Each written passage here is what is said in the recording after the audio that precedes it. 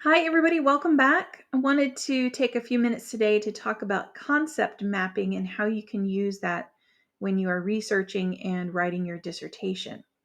So, what is concept mapping? What exactly is that? So, here's a couple of examples. Concept maps are basically a visual representation of information. Okay. I like to put things in visuals. It helps me kind of process and understand things. And a concept map can take any different form. It can be a chart, it can be some sort of a graphic organizer, a mind map, a flow chart, timelines, Venn diagrams.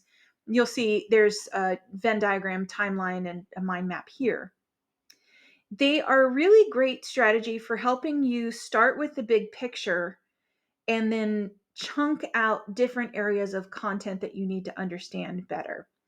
Um, it helps getting to those details and helps you kind of process the relationships and organize things in a way that makes sense that can then be interpreted into your dissertation, either into chapter 2 or into an outline and things you need to talk about in your methodology, and even bring up again in chapter 4 when you're talking about your results. Concept maps work really well for content that has visual elements or where it's important to see and understand relationships between different things. So you can use them to analyze information, you can use them to compare and contrast, which is what this Venn diagram example is showing up here. So, how exactly do you make a concept map? Well, there's not really one right answer, and it's fairly simple. So, as you start reading through your journals, you're going to look for patterns. Okay. So, in the articles, if you're reading about, I'm going to use my dissertation as an example. If I'm reading about work engagement, I'm going to start seeing things, the definitions, who the seminal authors are. They're going to start talking about similar outcomes. They may talk about different antecedents. They might mention the organizational benefits. And if I start to see these things mentioned over 3, 4, 5 articles, I'm going to flag that as something that, one, I need to cover in my literature review. But then I also need to consider how it relates to my study and my results. Okay. So I want to keep an eye out for those kinds of things. Then, when I'm ready to do my concept map, I want to identify the concept that I want to map out, and I'm going to create a graphic organizer. And depending on the concept that you want to get into, is going to decide what kind of organizer you need to use. Okay. And I'll give you some examples so you can see what I'm talking about in a more concrete way. Okay. So let's take a look first at a mind map. So here I've started with the general concept, the variable of work engagement. And you can see I've got some notes that I've started to lay out around it. So what's the current research saying? This could actually become a beast as I'm reading, but for now, I'm starting with the big picture and I'm starting to narrow it down. So I could start flagging the next antecedent is, I don't know, X. And I can even indicate who the author is, right? And the year, and just have that as a note here as I'm reading and kind of thinking about what work engagement is and how it relates to my study. You can see here I've got like the seminal work, the definition, the timeline, maybe the authors. um, I'll come back to the timeline here in a second. What I'm reading about instruments, if there's one, if there's multiple, then you'd want to think about how you want to map that. Are there benefits? Are there other themes or things that you're seeing that you can build your mind map out? Okay. So this is one way that you can look at creating a concept map and building it out as you're reading through your articles.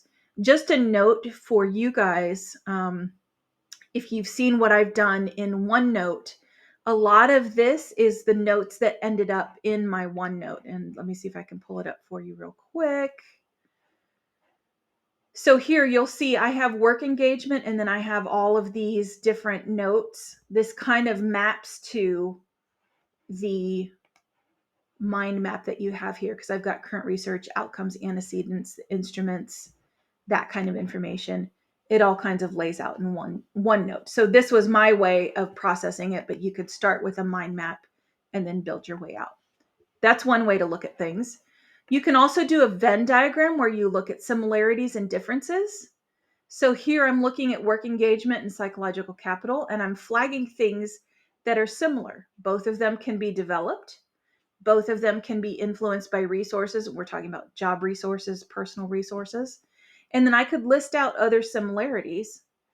And then over here is where I'm identifying their differences. So, of course, they're made up of different things.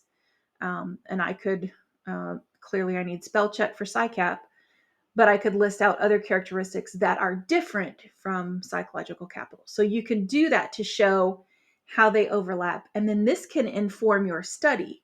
Maybe this informs some of the questions that you ask your interviewees, or some of the things that you talk about in chapter 4 with your results, and see if it's the same as what research has shown in the past, or if your results are conflicting. Okay. And then I do want to show a timeline that I did in my dissertation. So I wanted to show in chapter 1, I wanted to show the timeline of research as it relates to all of my concepts. So the idea of telecommuting, the idea of employee engagement, work engagement, and then psychological capital. So you can see where all of the different concepts have emerged and become research topics over the past few decades, and how that comes up in my study, comes up later. Okay, so you can play around with some of these visual ways to organize data. You can include them in your study if they're appropriate, and you can add some visual aspects to your study. Okay, so I just wanted to share with you some ways that you can do concept mapping to help you process information for your dissertation, and to give you some visual components that you might be able to include in your final version.